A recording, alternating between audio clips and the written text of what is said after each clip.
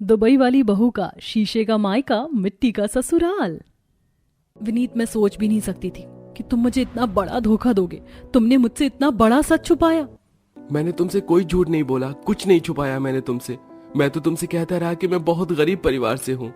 तो तुमने मुझे ये भी तो नहीं कहा था कि तुम्हारा ईंट पत्थर का मकान नहीं बल्कि ये मिट्टी का घर है। कहाँ मैं शीशे के मायके में पली बड़ी और कहाँ मेरी किस्मत में ये मिट्टी का ससुराल है।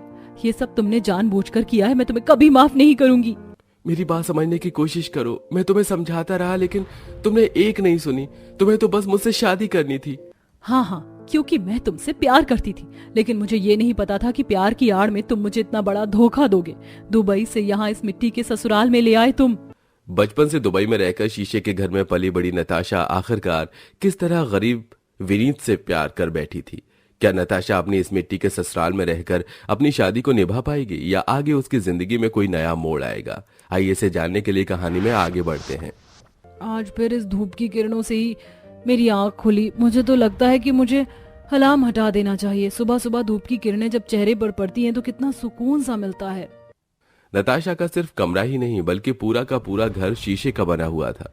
नताशा जल्दी से उठती है और तैयार होकर अपने शीशे के बने हुए हॉल में आती है और घर में आई अपनी कॉलेज फ्रेंड के साथ शीशे के बने डाइनिंग टेबल पर नाश्ता करती है। यार, पूरे दुबई में इतनी सुंदर सुंदर घर हैं, लेकिन मुझे तो तेरा ही शीशे का घर ही सबसे सुंदर लगता है। ऐसा लगता है कि घर नहीं कोई पैलेस है।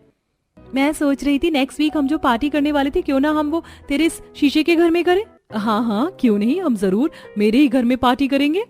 नाश्ता वगैरह करके नताशा अपनी दोनों सहेलियों के साथ फेरारी में बैठकर कॉलेज के लिए निकल जाती है। कॉलेज खत्म होने के बाद नताशा सीधा एक कंस्ट्रक्शन साइट पर जाती है। इस कंस्ट्रक्शन साइट के मालिक नताशा के पिता ही थे, जहां एक भारतीय मजदूर, इसका नाम विनीत था, काम कर रहा था। नताशा को देख विनीत काफी ज्यादा खुश होता है। मुझे तो लगा था कि तुम आज मुझसे मिलने ही नहीं आओगी। पता है, आधे घंटे बाद मेरी शिफ्ट खत्म होने वाली है। ऐसा हो सकता है कि मैं तुमसे मिलने ना आऊं। मैं गाड़ी में तुम्हारा इंतजार कर रही हूँ। जल्दी से शिफ्ट करके आओ, फिर घूमने चलेंगे। विनीत का काम खत्म होता है और जल्दी से चेंज करके आता है और अब नताशा विनीत को रेस्टोरेंट में लंच करने के लिए ले जाती है। मुझे तुमसे कुछ बात करनी थी। हाँ बोलो, क्या हुआ? हम लोग इतने समय से एक दूसरे को डेट कर रहे हैं, तो क्यों ना अब हम शादी कर लें। इस साल मेरा भी कॉलेज कंप्लीट हो जाएगा और फिर मेरे डैड मेरे लिए रिश्ता देखना शुरू कर देंगे। इससे पहले ऐसा हो हम शादी कर लेते हैं। ये तुम क्या कह रही हो? तुम जानती हो ना कि मैं तुम्हारे डैड की कंस्ट्रक्शन साइट पर काम करने वाला एक मामूली मजदूर हूँ। मैं बहुत गरीब हूँ। मेरी इतनी हैसियत नहीं है कि मैं तुम्हें जिंदगी भर संभाल सकूं। तुम्हारी गरीबी से मुझे कोई दिक्कत नहीं। मैं जानती हूँ तुम गरीब हो, लेकिन फिर भी मैंने तुमसे प्यार किया ना। आई डोंट केयर, कोई कुछ भी कहे, लेकिन मैं शादी करूंगी तो तुमसे ही करूंगी। नताशा अपने माता पिता की इकलौती बेटी थी। नताशा के बार बार जिद करने पर वो शादी के लिए मान जाते हैं, जिसके बाद अब नताशा कोर्ट मैरिज करती है और फ्लाइट लेकर सीधा इंडिया आ जाती है। विनीत इतना गरीब था कि उसके माता पिता के मिट्टी के बने छोटे से घर में रहते थे। नताशा जैसे ही अपनी मिट्टी का ससुराल देखती है तो उसके पैरों तले जमीन खिसक जाती है। तभी विनीत के माता पिता आते हैं और अपनी बहू का गृह प्रवेश करते हैं। कितनी सुंदर बहू लेकर आया है हमारा बेटा। सच्ची ऐसा लग रहा है ना जैसे स्वर्ग से अप्सरा उतर आई हो। किसी की नजर ना लगे मेरी बहू को। कलावती, हमारे घर बहू आई है और हमने गांव वालों में मिठाई नहीं बांटी। मैं अभी नत्थू हलवाई से 1 किलो बेसन के लड्डू ले आता हूँ। आस पड़ोस में मिठाई भी तो बांटनी है। क्यों नहीं बहू, तुम यहाँ आराम करो। विनीत, मेरी बहू का ख्याल रखना। हम लोग आस पड़ोस में मिठाई बांट कर आते हैं। अपने सास ससुर के जाते ही नताशा विनीत पर काफी गुस्सा करती है। नताशा को अपनी मिट्टी का ससुराल बिल्कुल भी पसंद नहीं आया था। क्या नताशा शीशे के मायके में पली बड़ी अपने इस मिट्टी के ससुराल में गृहस्थी बसा पाएगी या नहीं, ये तो कहानी में आगे चलकर ही पता चलेगा। कितने मच्छर हैं। आधे घंटे में 10 मच्छर मार चुकी हूँ। हाथ पर कितने सारे दाने निकल आए हैं। ये कैसे मच्छरों से बने मिट्टी के घर में लाकर रख दिया है मुझे। क्या हुआ, तुझे इतनी परेशानी क्यों हो रही है? इन मच्छरों ने मेरा जीना हराम कर दिया है। मेरे शीशे वाले मायके में एक भी मच्छर नहीं था, लेकिन यहाँ देखो मच्छरों की तो पूरी फोर्स तैयार है काटने को। मुझे पहले क्यों नहीं बताया? मैं अभी मच्छरों को भगाने वाली अगरबत्ती जला देती हूँ। मच्छरों को भगाने वाली अगरबत्ती जलाकर कलावती घर से बाहर चली जाती है तो वहीं उसकी महक से मिट्टी का घर होने की वजह से थोड़ा बहुत भी पानी जमीन पर गिरता तो उससे कीचड़ बनने में देर नहीं लगती, जिससे नताशा काफी ज्यादा परेशान होती है। क्या मुसीबत है, सारे पैर में कीचड़ कीचड़ लग गई। कहा मेरे शीशे वाले मायके में जमीन में मैं अपना चेहरा देखती थी और यहाँ जमीन में पैर रखने का मन नहीं करता। इस मिट्टी के घर में तो कितनी ज्यादा बदबू आ रही है। मैंने तो सुना था कि मिट्टी से खुशबू आती है। लगता है इन्होंने इस मिट्टी के घर को बनाने के लिए गोबर का भी इस्तेमाल किया है। कब तक मुझे इस मिट्टी के ससुराल में गुजारा करना पड़ेगा। नताशा अपनी मिट्टी के ससुराल से काफी ज्यादा इरिटेट हो चुकी थी। वो आए दिन अपने पति विनीत से इस बारे में झगड़ा किया करती थी। नताशा, मैंने तुम्हें कितनी बार समझा चुका हूँ, मेरे पास इतने पैसे नहीं है कि मैं इस घर को तोड़कर एक ढंग का घर बनवा सकूं। बड़ी मुश्किल से मुझे फैक्ट्री में नौकरी मिली है। मुझे नहीं पता, तुम कुछ भी करो, लेकिन मैं अब इस मिट्टी के घर में और नहीं रह सकती। तुम्हें पता है मुझे यहाँ रहने में कितनी दिक्कत होती है। शीशे के मायके में पली बड़ी हूँ मैं। ये मिट्टी का ससुराल मुझे रास नहीं आ रहा। मुझे पता होता ना कि तुम्हें यहाँ इतनी परेशानी होगी तो मैं तुमसे कभी शादी नहीं करता। तुमसे बात करना ही बेकार है। जब देखो शादी पर बात उठा लेते हो। कभी कभी तो मुझे लगता है कि मैंने तुमसे शादी करके अपनी जिंदगी की सबसे बड़ी भूल की। विनीत से लड़ाई होने की वजह से नताशा काफी ज्यादा गुस्सा थी। तभी थोड़ी देर बाद कलावती अपनी बहू नताशा के लिए खाना बनाकर लाती है। खाने की प्लेट देखकर नताशा को इतना गुस्सा आता है कि उसे वो फेंक देती है। ये तूने क्या किया? खाने की प्लेट को फेंक दिया। कोई ऐसा करता है क्या बहू? एक तो ये मिट्टी का ससुराल, ऊपर से रोज रोज वही दाल चावल। आपके घर में क्या कभी कुछ अच्छा नहीं बन सकता? मैं इस मिट्टी के ससुराल से काफी परेशान हो चुकी हूँ। मुझे नहीं रहना यहाँ। नताशा बहू, ऐसा नहीं बोलते। ये तेरा ससुराल है, जैसा भी है अब तुझे इसी में ही अपना घर बसाना है।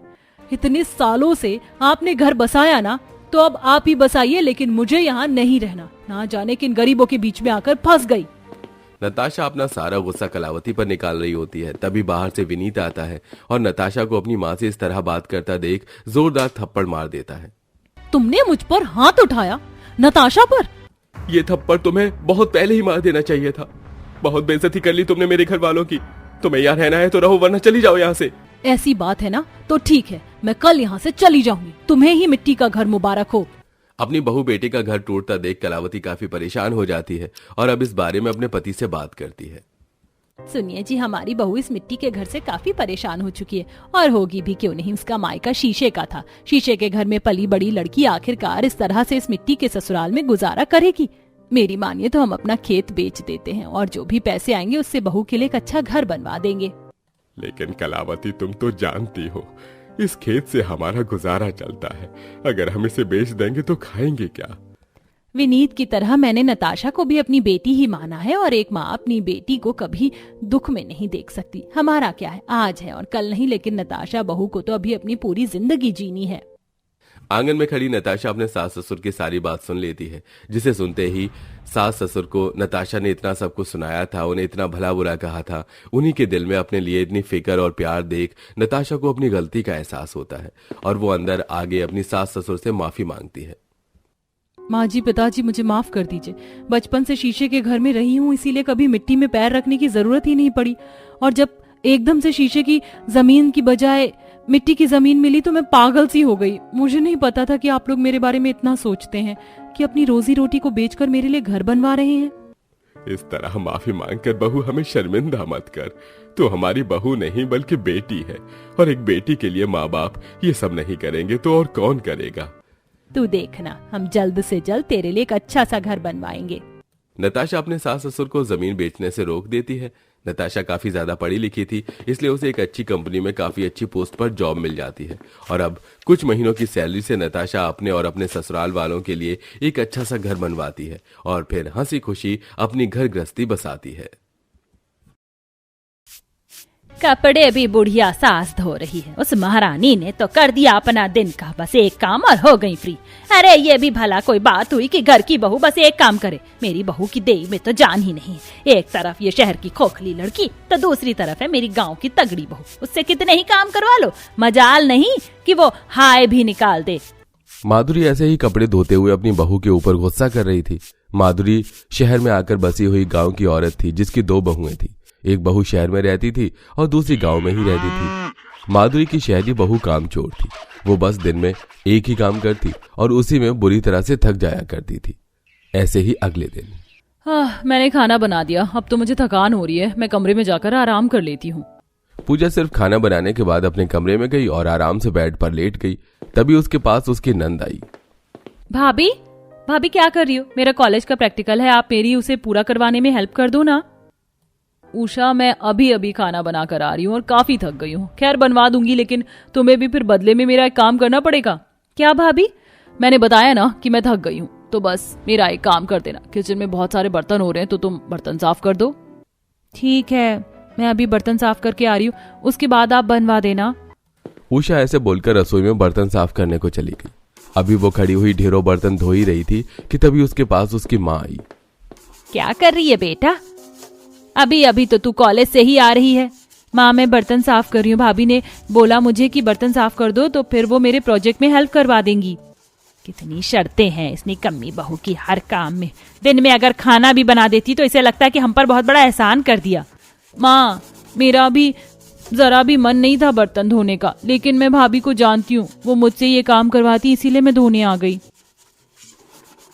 अब मैं बस क्या ही बोलूं, तेरी भाभी की बातों पर तो मेरा खून खौल जाता है। मैं तो सोच रही हूँ कि तेरे ये प्रैक्टिकल वगैरह निपट जाए तो फिर पूरे परिवार को लेकर अपने गांव जाऊं, अपने पुराने घर में। वहां जब ये अपनी जेठानी को काम करता हुआ देखेगी तब इसे समझ आएगा कि मेहनत किस चीज का नाम है। माधुरी ऐसे ही बातें करने लगी। वहीं दूसरी तरफ उसकी ये सारी बातें रसोई के दरवाजे पर ही खड़ी पूजा ने भी सुन ली थी। ऐसा क्या करती हैं संगीता भाभी जो माँ को उनके इतने चर्चे करने होते? ठीक है, मैं भी गांव जाऊंगी और देखूंगी अपनी भाभी जी का काम। सभी ने गांव जाने का मन बना लिया। बस फिर क्या था, उषा के प्रैक्टिकल खत्म हुए और उसकी कॉलेज की छुट्टियों में पूरा परिवार गांव जाने को निकल गया। कुछ देर गाड़ी के सफर के बाद ही शहर का रास्ता खत्म हो गया और फिर गांव का रास्ता शुरू हुआ। व्हाट द हेल, कितना खराब रास्ता है। चुप कर बहू, ऐसे आड़े टेढ़े रास्तों का भी अपना ही मजा है। माँ, पूजा क्या जाने इन रास्तों के बारे में, इसका तो ज्यादातर वक्त शहर में ही गुजरा है ना। हाँ, वैसे वो बात तो है। माँ देखो, गाड़ी से अब हमारा गांव दिखना शुरू हो गया। देखो, मुखिया जी के खेत आ गए। ये मुखिया जी के खेत है? हाँ, वैसे हैं तो ये वही। जी माँ देखो, हमारी गाड़ी के पीछे से तांगा आ रहा है। अरे हाँ, वाह, मेरे गांव में तो कुछ नहीं बदला है। माँ, अभी गाड़ी को रोकना पड़ेगा क्योंकि सामने से बैलगाड़ी आ रही है। विशाल ने अपनी गाड़ी को साइड लगाया और फिर वो गाड़ी को रोककर कुछ देर बाद आगे बढ़े। गांव की सड़कें और नजारे देखकर पूजा के सिवाय पूरा परिवार बहुत ज्यादा खुश हुआ।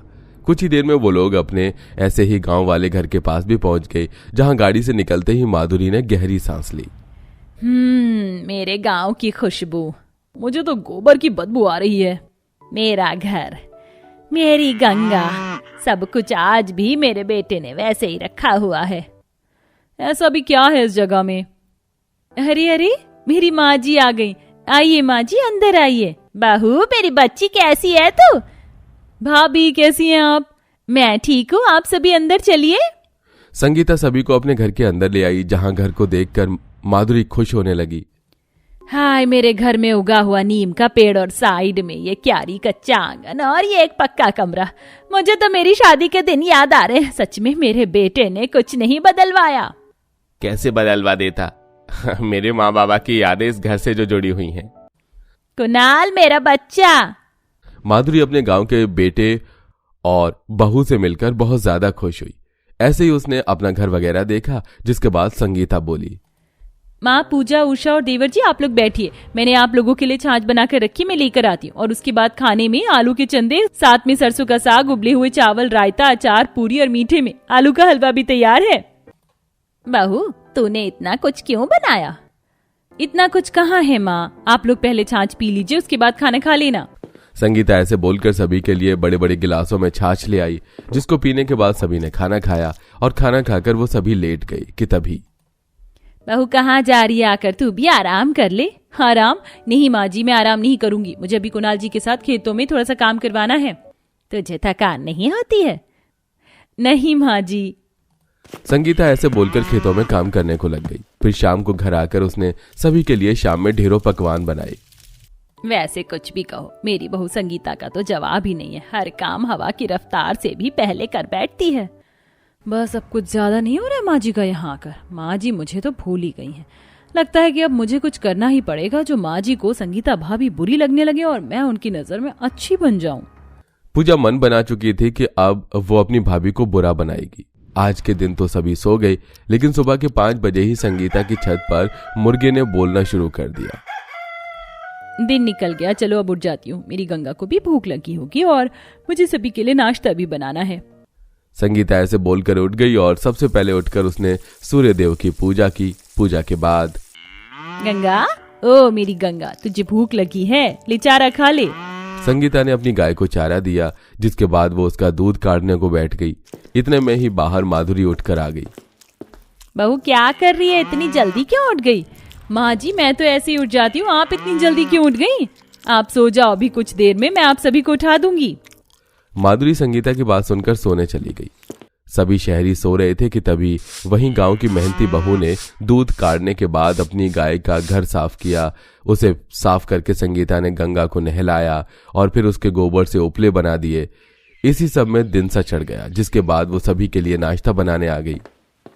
भाभी, मेरा आपके हाथ की लस्सी पीने का मन है, मुझे नाश्ते में लस्सी देना। और मुझे भी भाभी, मैं भी लस्सी ही पीऊंगा।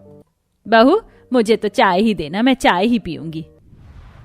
जी मैं सभी की पसंद का नाश्ता बना दूंगी। तुम बताओ पूजा, तुम क्या खाओगी या पियोगी?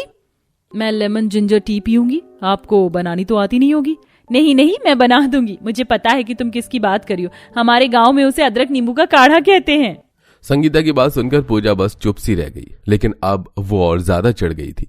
संगीता ने सभी को नाश्ता बनाकर दिया, जिसके बाद वो सभी गांव घूमने को निकल गए और इतने में मेहनती बहू ने सारे घर की सफाई कर दी।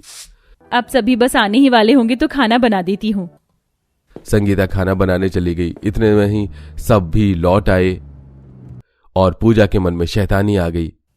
मौका अच्छा है, आज का खाना मैं खराब करूंगी।